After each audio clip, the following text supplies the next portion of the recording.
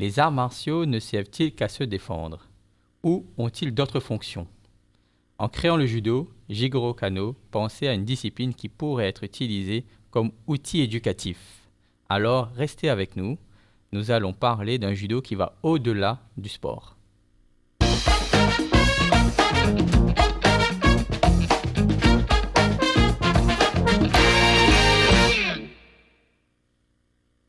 Bienvenue dans ces causeries du sport, dans cette série consacrée aux arts martiaux et sports de combat.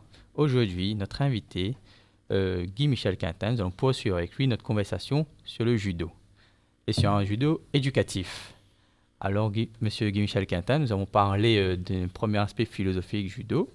Nous voudrions parler cette fois-ci d'un judo plus comme support éducatif. Il y a une notion qui revient sur ce judo qui est shuari. Pouvez-vous nous l'expliquer, s'il vous plaît? Voilà. Donc la notion de shuari, c'est une notion de finalité. La finalité, pourquoi on fait du judo et quelle est sa finalité? Sa finalité, c'est shuari. Alors, c'est quoi? C'est le cheminement que fait un individu pour apprendre, pour comprendre et pour transmettre. Il faut bien se dire que apprendre, c'est bien, mais si ça n'est une finalité qui n'est réservée qu'à l'individu, ça n'a pas de sens. Donc, quand Kano a construit effectivement sa méthode, il ne l'a vue en tant qu'élément essentiellement éducatif. Il n'avait pas d'autre intention que de se servir des arts martiaux, et en particulier du judo qu'il a transformé à partir des 3 écoles qu'on avait citées précédemment, pour éduquer la jeunesse japonaise, et plus tard, comme c'était un homme ouvert, la jeunesse mondiale. Lui, ce qu'il voulait, c'est construire un homme qui soit susceptible de se mettre au service de la société à partir de ce qu'il avait appris effectivement dans le dojo, et à partir de ce moment-là, faire un homme qui soit utile. Donc le shu, ça veut dire apprendre, le ha, ça veut dire comprendre, parce que le fait de répéter les mouvements, etc., c'est bien, mais il y a une compréhension de la technique. Il y a une compréhension qui est liée au déséquilibre, qui est liée au placement, qui est liée à la technique elle-même, qui est liée à la projection, le gake, et qui fait que ces étapes et qui font qu'on ne fera pas un mouvement d'une manière similaire. En plus, il y a l'individualité. Chaque individu qui rencontre un mouvement de judo doit être susceptible, d'après sa compréhension, de l'adapter à sa morphologie et à sa manière d'être.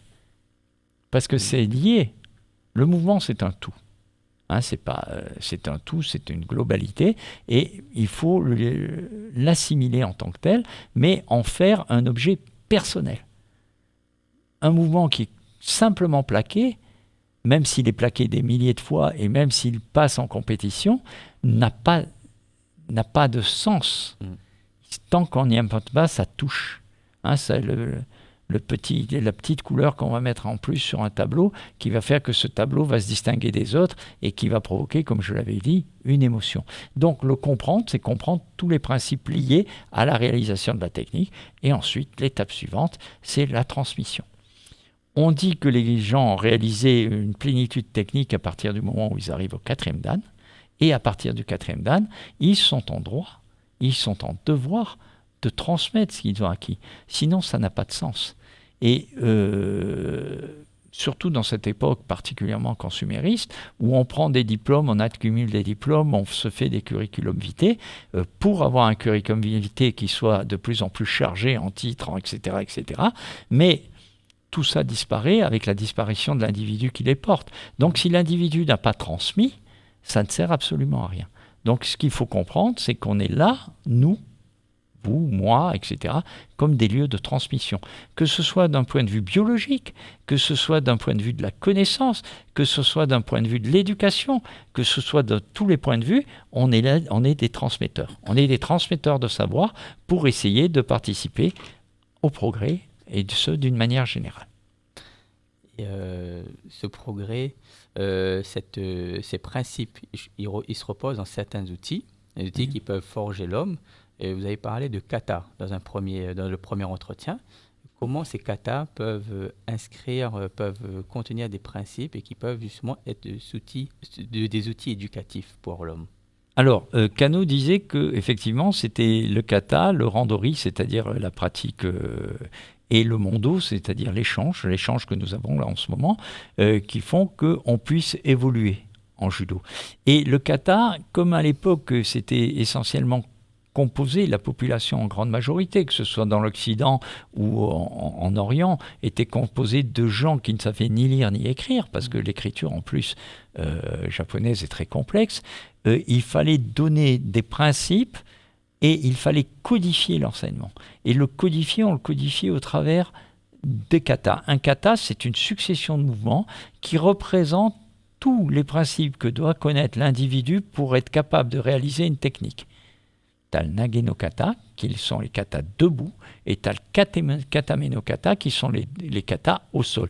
Ces deux katas-là, si on les maîtrise complètement, on a compris que pour pouvoir réaliser des techniques de main, on va agir comme ça, des techniques de hanche, on va agir comme ça, des techniques de jambes, on va agir comme ça, et les sutemi, parce que là je classe les katas en fonction du nage no kata, et au sol, les immobilisations, les étranglements et les clés de bras sont tous normés et expliqués. Une fois qu'on a compris comment ça fonctionne, on est capable d'adapter ce fonctionnement, cette compréhension, on est capable d'adapter cette compréhension à sa personnalité, parce que le judo appartient à l'individu qui, dans le cadre de la pratique, se crée une identité. Il crée une identité. Le judo de Rouget, ce n'est pas le judo de Douillet, ce n'est pas le judo de Riner, pour citer les trois plus grands champions français que nous avons eus. Donc, c'est trois judos totalement différents, mais qui ont les mêmes bases techniques, mais qui expriment une personnalité. Donc, c'est être capable de transcender la technique pour aller vers la création personnelle. On retrouve quelque chose qui est courant dans les dojos de judo. C'est un code moral. Nous allons l'afficher ici. Pouvez-vous nous l'expliquer, ce code moral du judo ?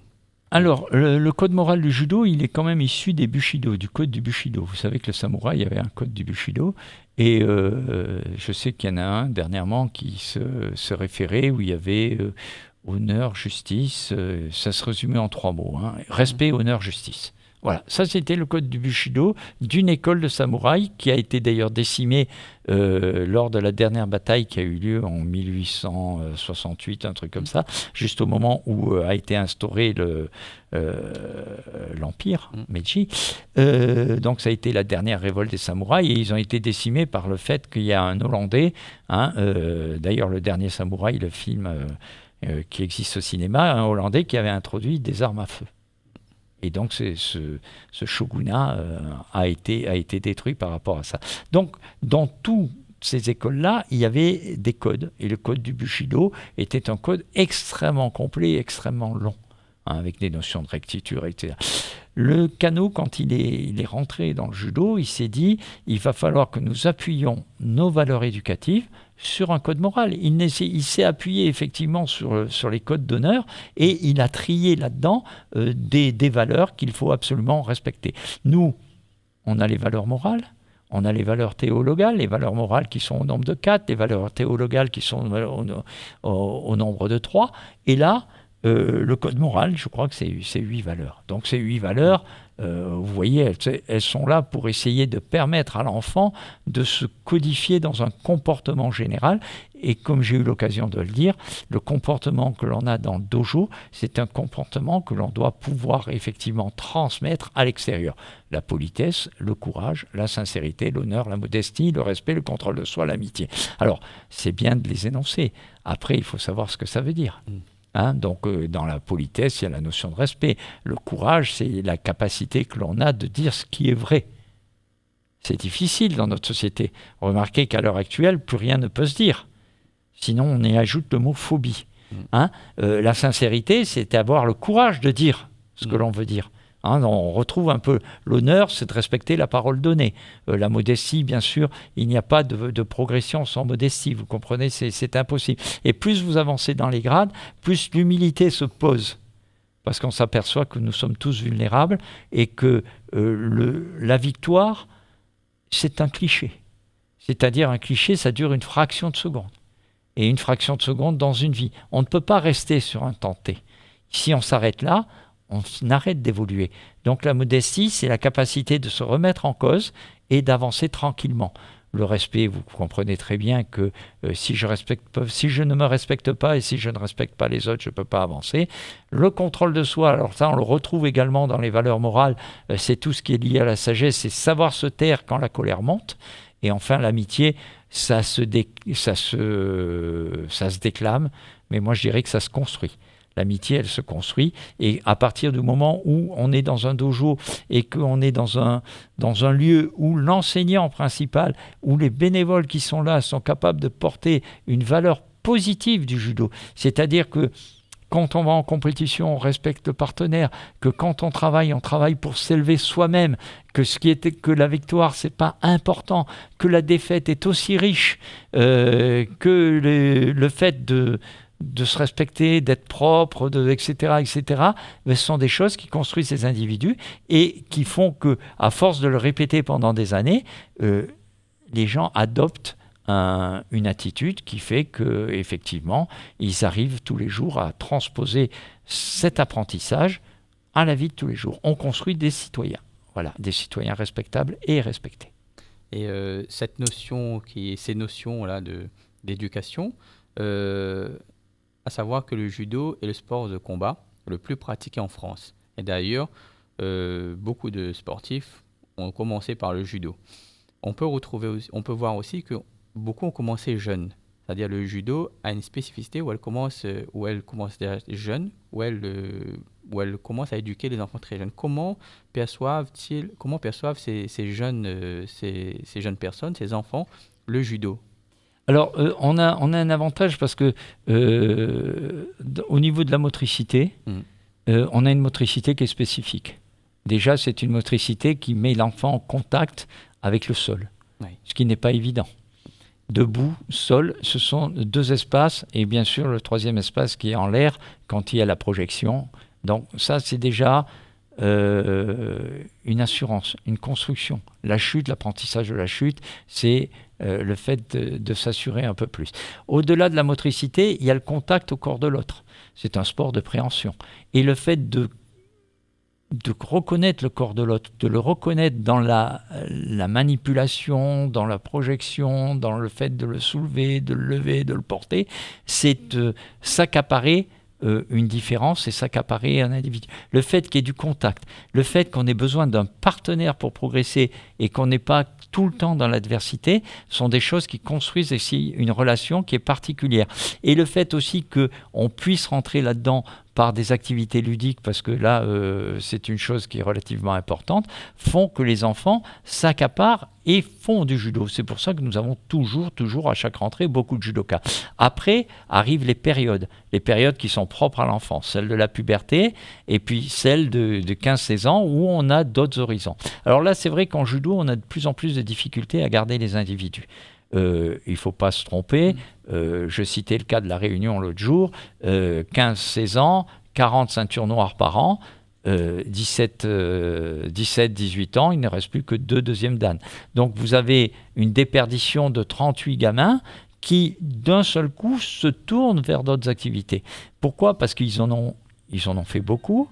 Ils sont arrivés à une certaine acquisition, à un certain niveau technique, et aussi parce que ce qui est offert au niveau de la société est tellement varié et tellement riche que de temps en temps, ils ont besoin de s'ouvrir à de nouveaux horizons. Ce qui ne nous gêne pas, nous, en tant que professeurs, parce qu'on n'est pas obligé de construire des champions. Ce n'est pas notre finalité. Ceux qui ne voient dans leur club, je parle des éducateurs, que des fabriques à champions, se trompent totalement. On est là pour fabriquer des citoyens qui sont adaptables et adaptatifs à la société.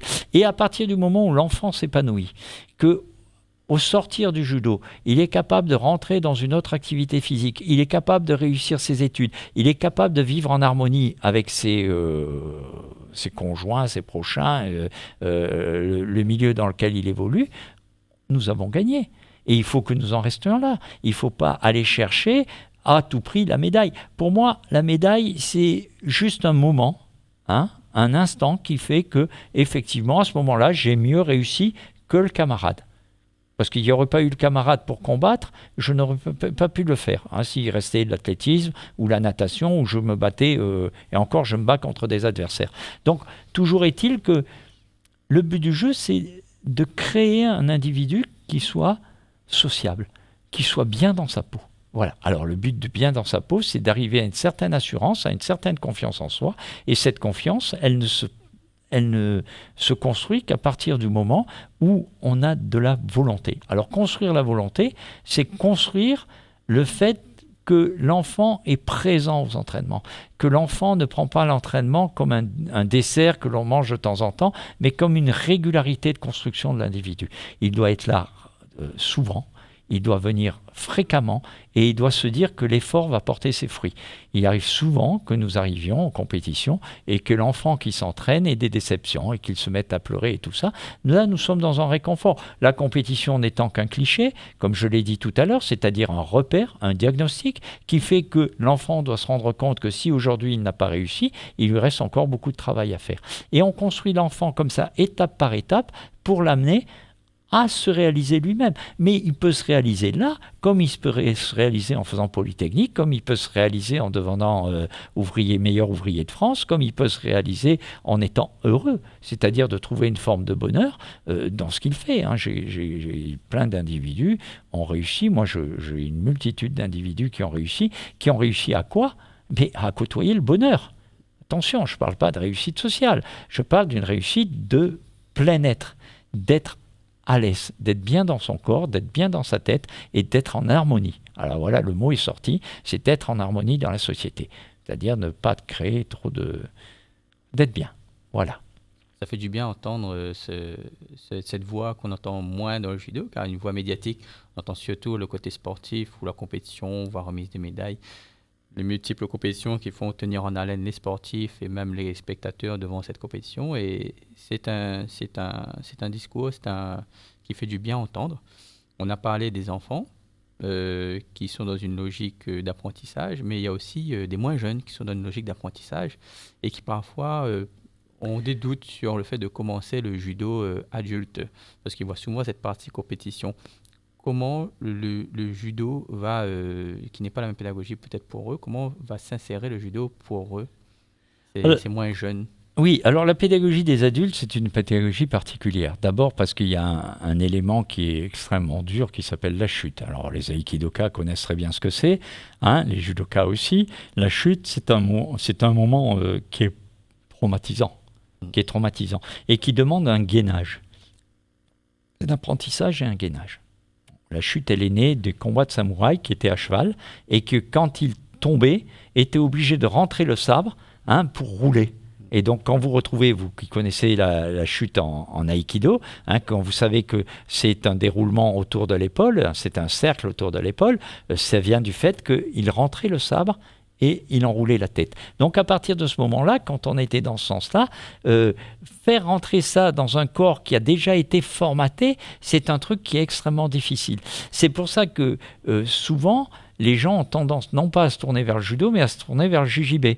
Le jiu-jitsu brésilien, qu'on appelle Newaza-no, qui n'est qu'une déclinaison de judo, effectivement, a su et sait attirer les adultes parce qu'ils n'ont pas ce contact avec le sol. Alors il faut une certaine abnégation et surtout il faut un certain gainage. L'individu qui a perdu toute masse musculaire souffre sur un tapis de judo.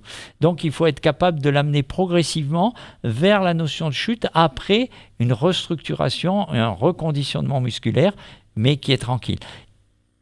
Là, à ce niveau-là, nous avons une école à la Saline-les-Bains où nous travaillons essentiellement technique, où nous travaillons également en jiu-jitsu, c'est-à-dire en self-défense traditionnelle où la chute est moins importante, mais que ce soit, je l'ai cité précédemment, que ce soit M. Bonnet-Maury ou moi, nous avons chuté, nous continuons à chuter.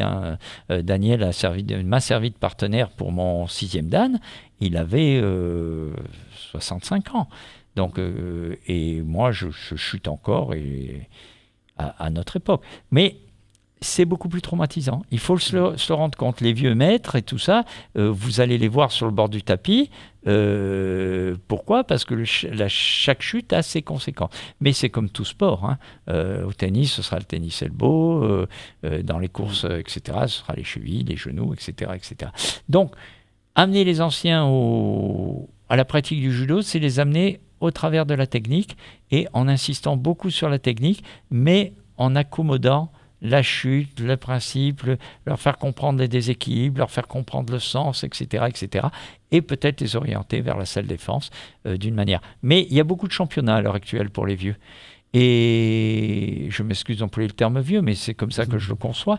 C'est-à-dire qu'on crée beaucoup de championnats, on crée des M40, on crée des M50, des M70, et j'ai des M90. Le M90 vient d'être supprimé parce que c'était vraiment 90, ça fait 90 ans.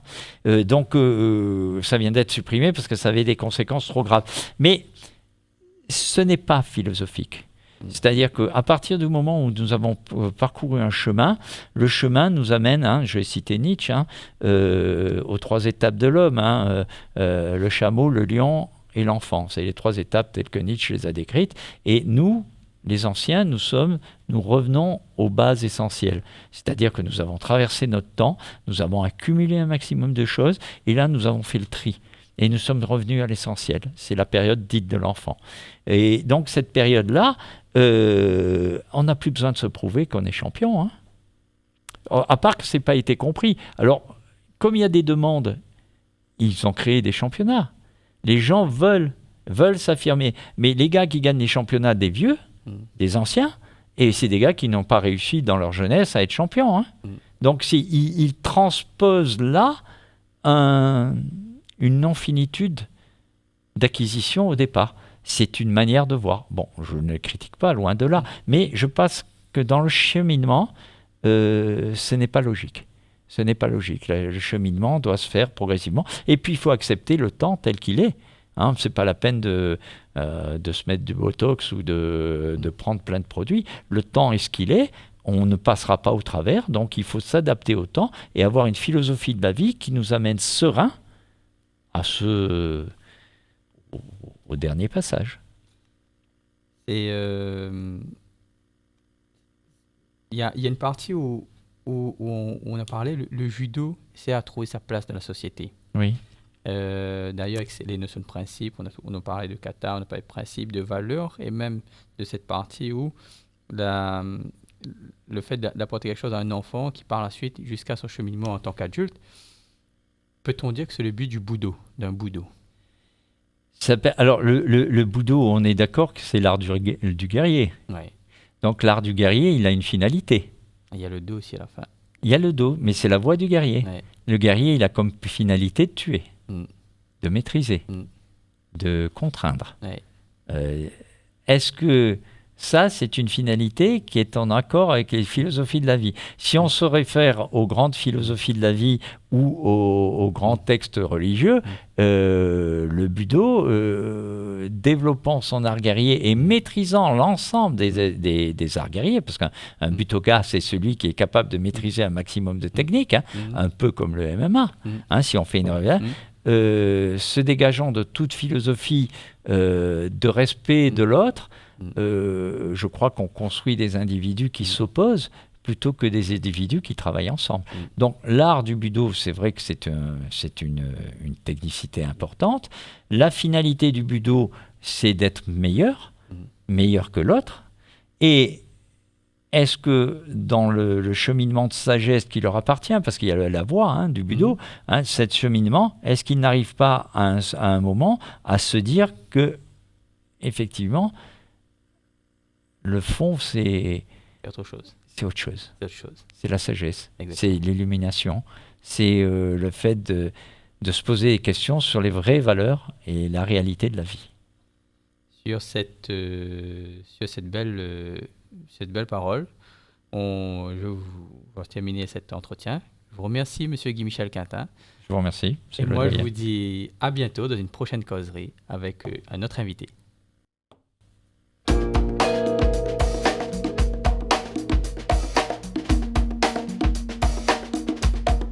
Thank you.